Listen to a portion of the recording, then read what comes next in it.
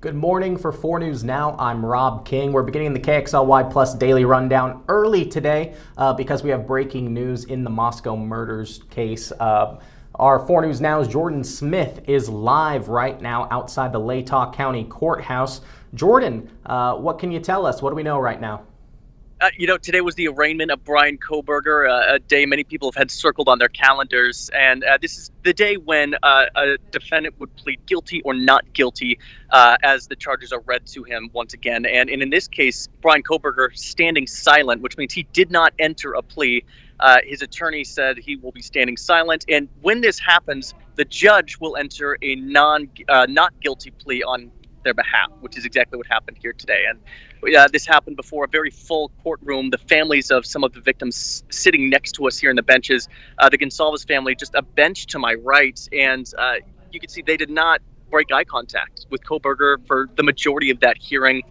Locked in on them. That's something that they said during the first hearing of, we're not going to look away. And it was emotional. There were some tears. But again, it was the second time we've seen Kohberger here in court, and a lot more has transpired today as well in regards to that non-dissemination hearing. Got it. And Jordan, we had been looking toward the preliminary hearing, which is now no longer necessary because of the grand jury indictment. So where do we go from here? Right. So the next step in this is, of course, the gag order that's been placed on this, which is, if you hadn't been following it, very limited information has been able to be released to the public. And so essentially on June 9th, we'll hear from the Gonsalves family attorney and from the Associated Press, the media coalition, to fight this gag order to have more information released. So that's going to be June 9th.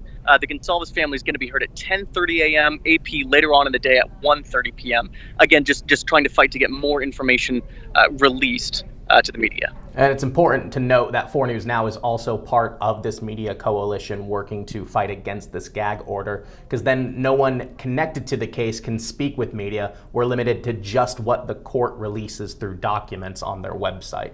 Exactly right. Got it. And Jordan, it looks like a trial date has also been set. What do we know?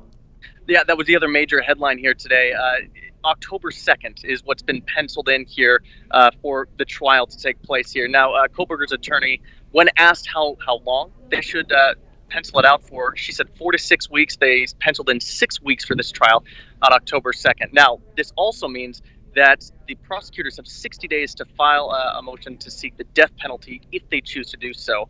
So in the next 60 days, we're likely going to see a lot of moving pieces moving forward with this case, particularly starting, of course, with the gag order. And it looks like the prosecutors have also been kind of gathering a lot of tools and other prosecutors in their arsenal to sort of, it looks like they might be pointed towards the death penalty, but of course no decision has been made on that yet. So it's good to know that now there is a clock running as to when that will have to be declared. Jordan, what else are you doing out there today? Well, just kind of talk us through the environment of the courtroom today. Well, we showed up here early this morning, and there was a line of dozens of reporters just waiting to get into the building here today. There were people that said that they got there at 6:20 in the morning, just standing, waiting for a spot to get into that courtroom. And this was a much smaller courtroom than the original one, which meant less media was allowed inside, as many benches were reserved for family and from the prosecutor's side. And so, it was really a little bit tense when Kohberger walked in. We did notice, as I said, the Gonsalves family not breaking eye contact. They were locked in the whole time. Kohberger, when he was asked questions, keeping it very short. Yes, I do. When asked if he understands the charges brought against him. So, it was kind of a lot of what we saw the first time around in the first hearing with Kohberger. But certainly a lot of eyes on this one. Journalists not really, I suppose, keeping this in the spotlight, and for good reason. Absolutely. And to recount the charges real quick, Kohberger faces 4 felony first-degree murder charges, as well as a felony burglary. And according to the court documents, that felony burglary comes from allegedly unlawfully entering the King Road home. Jordan, thank you so much for your time. Is there anything else you want to add? No, just another step forward in this case. And of course, we'll be keeping you updated as soon as we learn more information. The next big step, of course, June 9th. So that'll likely be the next time we'll have a major update in this case. Absolutely. Jordan, thank you so much. Appreciate it. Talk to you later. All right, Rob, thanks. So, like Jordan said, we have hit a major milestone in this case. It looks like the trial date has been set for October, and there's going to be some other moving pieces along with the gag order in that time. And Jordan will have more coming up tonight at 5. Moving on to what the rest of the 4 News Now team is working on today. Natalie Grant, we're looking at a viral tweet from a local church in Spokane. The Sure Foundation Baptist Church, their preacher, Jason Grabber, was seen on video calling for the deaths of parents of transgendered children. In the video, which is rather disturbing, I'm not going to play it here because it was pretty horrendous, said that the parent should be shot in the head and strung up under bridges.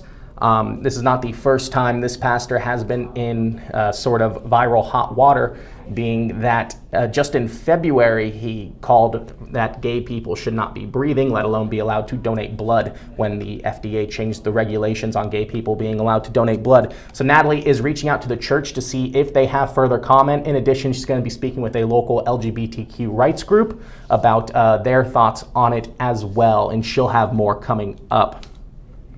So, a little bit of a lighter story. Vanessa Perez today, she is going to be at the Carl Macy Center in East Central, where the community is being asked to be part of a mural for the next 2 Saturdays. Let's see, or this most recent Saturday and the Saturday, June 3rd. The residents are asked to come out, be a part of the mural. So what the mural is going to be is pictures of community members, and they get to talk about, share their stories about what the community means to them, about their neighborhood. It's from 12 to 3 p.m. You can have your picture taken, share your story, and get food and drinks. Peter Choi, he is highlighting our latest Extreme Team project, the latest Diamonds and Dreams, which is taking place at Chuck Holt Memorial Field in Rathdrum, Idaho. They're getting a new infield, a new backstop, and the construction is beginning today. So Mark Peterson's going to be out there working hard all day, and that's where the majority of the work is going to be taking place today, but reveal day is going to be on Thursday. So Peter is going to be out there speaking with the community members about why it's so important to have this baseball field renovated, and find out more. In addition, tomorrow on 4 News Now, we are working on a special reporting project. A new report was recently released by the Women Helping Women Fund, which is showing the state of girls and women in Spokane County, with some pretty eye-opening and alarming statistics as far as showing how little healthcare access, how high domestic violence is locally, and poverty rates and mental health rates. So this is going to be a team effort, and where reporters, anchors, we're all working on different aspects of this to highlight this report and show it to you, to get this information out into the community. Also try to look at solutions, and that's happening 4 News Now at 6 tomorrow. But before that happens, I will be doing a live stream interview tomorrow morning at 9:30 with the executive director of the fund, just to talk about the report, talk about some of the bigger picture things in it, and also kind of look at solutions, just what she sees on her end as the executive director of this group, and the report that they put out every couple of years to highlight this. So I will be doing that tomorrow morning at 9:30 on KXLY Plus and KXLY.com. If you have any questions that you want me to ask, feel free to send them over. You can email them to me, rking@KXLY.com. Let's close out with a look at the weather. These are going to be the highs around the region. As you can see, it's going to be cooler than it was on the weekend, where we did touch 90. There were some thunderstorm activity in some of the northern parts of the state last night. Fortunately, a system is moving those out, so we are going to have cooler but windier conditions. As we can see, the winds from around the region as well. Spokane, look at that. Could get high as 23, and Pullman 28. But fortunately, as we look ahead to the rest of the week, it's going to calm down a little bit tomorrow and start a nice little warm up. You can see there on the 7-day forecast that extreme team reveal, which will be exciting to see that new ballpark in Rathdrum. And that's what we're looking like for the rest of the week. Should be pretty nice after today, which looks like the coolest day of the week. So that's all we got for today's KXLY Plus Daily Rundown. Be sure to download KXLY Plus on your connected TVs. That's Apple TV, Amazon Fire, and Roku. You can also watch these on the 4 News Now mobile app, and be sure to turn on notifications so you get the latest in breaking news in your community. So all those stories and more coming up tonight at 5, but for now live in studio, I'm Rob King for KXLY Plus.